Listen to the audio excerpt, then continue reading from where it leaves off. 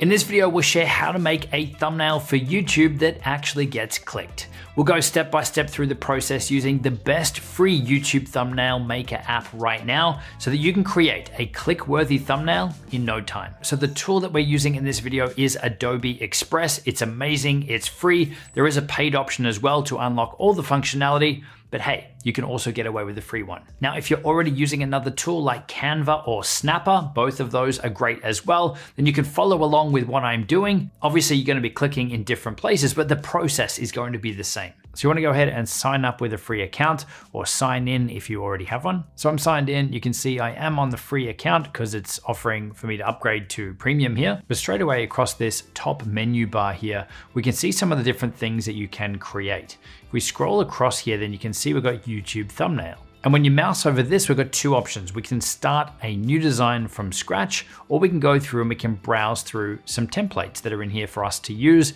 and to customize up. So if we click on that, then straight away, if we scroll down here, we can see there's so many different designs and things that we can use either to customize up ourselves or to use as inspiration for our own designs. So let's say, for instance, this one here, if we click on it, then now it's fully customizable. We can pick stuff up, we can move it around, we can delete stuff, we can add our own images. Everything is really easy to modify and to change and make it our own. Now I'm just gonna go back out of this because we are gonna create something from scratch. So again, I could come over here to YouTube thumbnail and create from scratch, or you can come up here and you can choose custom size and you can type in the size manually. So I'm gonna go 1920 by 1080. And we're gonna go create a new file. And this now is our canvas area that we're gonna be working on. Over on the left-hand side here, we've got our main menu bar with the different tools and functionality and things in here. We've also got a secondary menu bar across the top. Now this one changes as you're in different areas and have different things selected, but this is the main area that we're gonna be working with. Now for the purposes of this video here, we're actually gonna be creating a very similar thumbnail image to a thumbnail image on our channel. So you can see we've got a picture of me on the side. We've got this graph or chart image here. We've got some stars or space in the background, and we've got some big bold text on the side. So we're gonna create something very similar to this. So the first place I like to start is with the background. And there's a couple of different ways that we can do this. If we come over here to media, then we can upload photos, videos, audio, anything from our own computer. So if we already have a file that we want to use, we can upload that and use that. You'll also see here under media, there is a bunch of other assets that we can use in here too. Now there is a mix of free and paid things in here. You can see all the ones with this little crown down the bottom. Those are premium assets that you will need to be on the paid plan to use. But all of these without it, then you don't need to be. So we can come up here and we can search for space, and we can start to see that we get some space backgrounds here. This one here is free. This could work pretty well for us. We'll just scroll down and have a look at what else is in here, but I think this could work well. Here's another option here. Yeah, I think I like the first one. So let's just select this one. Let's delete the second one. With this first one here, then let's scale it up so that it actually fits in the background here of our image. Now it is very dark, obviously it's space, but we can customize this up a little bit. So if we come down here with this selected, we come down to effects, then you can see we've got the ability here to change up the colors a little bit on this. So you can see that if we click on some of these different colors here, it's applying that straight away to that image. Now these are probably a bit bright. These darker ones down here aren't too bad, I'm just changing the color. But we can come over here to custom, and then we get to change the colors on the shadows area and the highlights area. So the highlights, I'm happy to leave this here as a white or as a bright color, maybe even a light blue. And for the shadows, instead of them being black, maybe we will swap that to, let's go more colors, like a dark blue, maybe a little darker. So we want to come up here to custom, and then we can choose a darker color down here. Yeah, something like that looks pretty good. And then we can close out of this. So I'm happy with that background. Now it is worth noting that if you weren't able to find what you needed in under the media area here, and you didn't have an image to upload, there's also an amazing AI text to image feature in here as well, where we can just click on this. We can then type in what we want the Adobe AI to create for us, maybe a shooting star. We can also specify the content type here as well. And you can then see the different types of images that are generated for you purely using AI. Now I'm gonna go ahead and remove this because it's not a fit for what we're creating here right now, but I did want to show off that awesome feature. Next, we'll go ahead and we'll upload the image of me that we're gonna put on the right-hand side here. So we're gonna go to media, we're going to upload from device. Got this image here, Justin. And you can see just how fast that is to upload. Now from here, we can pick this up, we can move it around, we can scale it up. So we're gonna want it around here somewhere, maybe a little bit bigger, something like this. But obviously we want the background removed. So with this image selected, we can come over here to remove background, and it's gone ahead and it's cropped that out for us. Now there is a little warning down the bottom here that said that the background removal feature is free for a limited time. So right now, this is a free thing. It's actually been free for quite a while, but if you're watching this and they've removed that feature for free and you're not willing to jump on their paid plan, I mean, hey, that would be a good reason to jump on their paid plan. I'll have linked in the description below some other ways that you can easily remove the background from your photos for you. All right, so we've got this image here now. We're going to move it off to the side a little bit more. Maybe we'll scale it up a bit, something like this, and we will make this look a bit better very soon. But next we're gonna go ahead and add in our text. So I wanna come over here to text. Now we can again go through these presets, find something that we like and bring it in and customize it up, or we can create something purely from scratch. So I'm just gonna come up here, add to text. I'm gonna select this and we're gonna type in, our first word was revive. Now, if I select this, then we can customize it up. So I'm going to choose our font. Let's choose Oswald Bold. That's what we use at Primal Video. Now I want to change the color to white. So we'll come down here to fill. Let's choose white. The other thing we will do is we'll close up the letter spacing between each of these. So if we hit on this little button here, text spacing, then we can adjust the letter spacing here to bring it a little bit closer together, something like that. Okay, so we've got our first word. Let's bring this up here.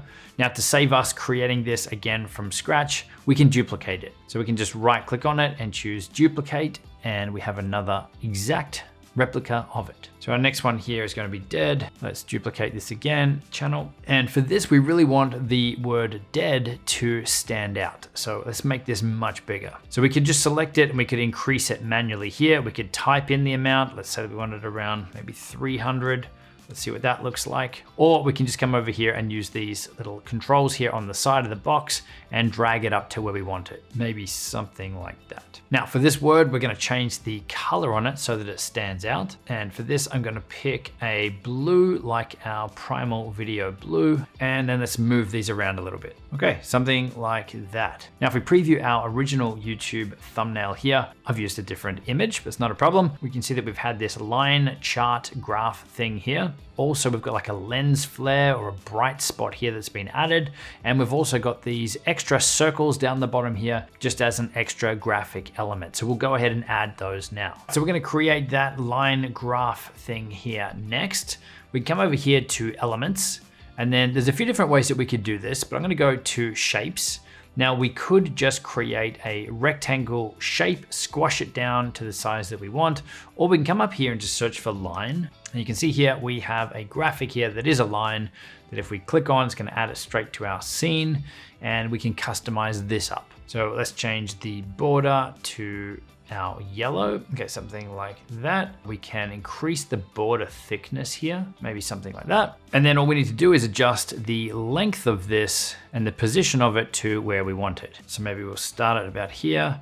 Let's duplicate that. Let's rotate it. It doesn't matter if this doesn't line up perfect. Now you can use the arrow keys on the keyboard if you want greater precision when you're dragging things around or moving things around. Okay, so that's looking pretty good so far. Now we're gonna go ahead and add in the little circles at each one of these intersections. So again, we'll come over here to elements. Let's choose shapes. We've got circles here. So I'm just gonna select on one of these. Let's move it over here. Let's change the color to white. Let's make it smaller and let's move it where we want it. And then we're gonna go through the same process of duplicating it and covering up each of these intersection points. Okay, it's coming along now. Now, each of these different layers, you can see that as we put our mouse over them, it's gonna highlight what's actually in that layer. And you can see now that we've added quite a lot of different layers here, that it could be easy for us to click and accidentally move or drag something without intending to do that. We can also see over the side here that each one of these elements is its own individual layer.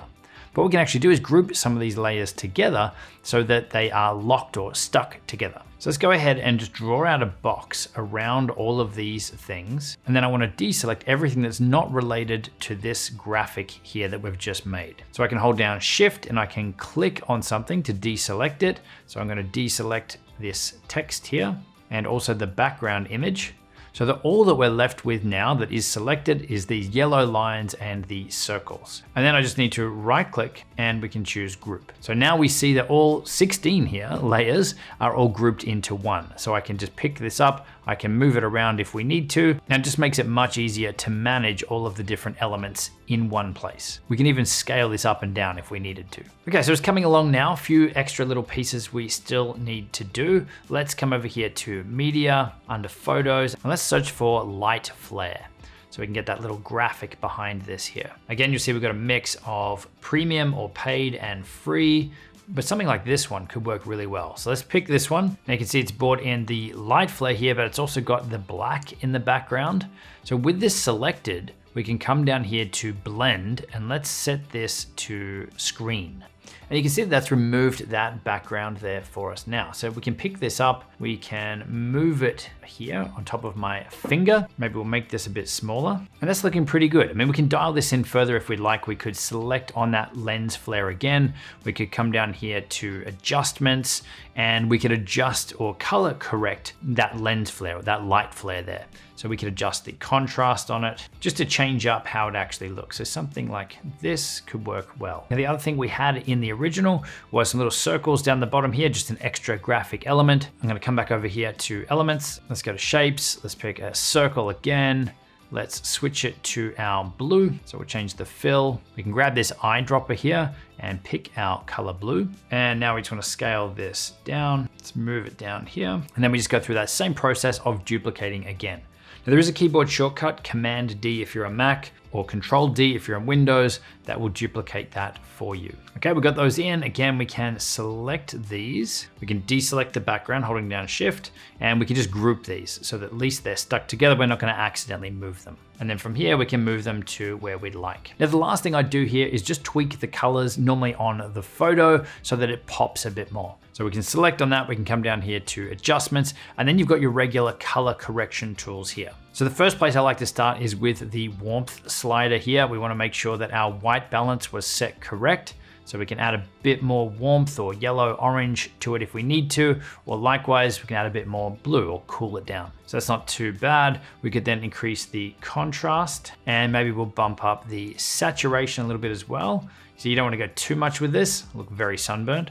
But we're just going to amplify the colors a little bit here. Now, the last thing you could do is, depending on your photo, you might want to add a little bit of sharpness just to add a little bit more detail. Again, like you don't want to add too much, but it just crispens up the image a little bit here. Something like that. So now that we've got our thumbnail image created, we want to go ahead and download it. So we can hit download up here. We then get to choose our file format, and you want to use either PNG or JPEG. In this case, I'm just going to run with JPEG. I'm going to choose download. That file is now saved on our computer. And then if we head over to YouTube, we come up to our YouTube studio area. We can then choose content. Let's go and find the video that we want to add it to. I'm just going to pick this one here. We scroll down to where it says thumbnail, and we can then choose change or upload, and we can then pick our new file from there. So there we have it. That's how easy it is to create an amazing looking thumbnail image quickly and easily. Now that you've got your thumbnail images sorted, if you're looking to create an amazing banner image for your YouTube channel, then check out the video linked on screen.